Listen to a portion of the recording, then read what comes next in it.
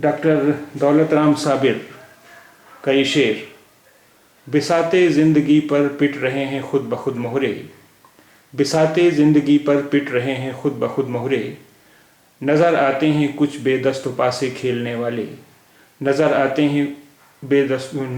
हैं कुछ बेदस्त पासे खेलने वाले, बिसाते ज़िंदगी पर पिट रहे हैं खुद ब खुद मोहरे, बिसाते ज़िंदगी पर पिट रहे हैं खुद ब खुद मोहरे, नज़र आते हैं कुछ बेदस्त पासे खेलने वाले, नज़र आते हैं कुछ बेदस्त पासे खेलने वाले। बिसाते ज़िंदगी यानी ज़िंदगी की बिसात,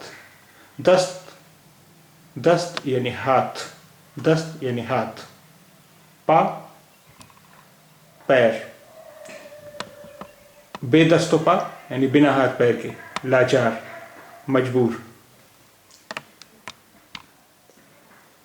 बिसाते ज़िंदगी पर पिट रहे हैं खुद ब खुद मोहरे, बिसाते ज़िंदगी पर पिट रहे हैं खुद ब खुद मोहरे, नज़र आते हैं कुछ बेदस्त पासे खेलने वाले, नज़र आते हैं कुछ बेदस्त पासे खेलने वाले।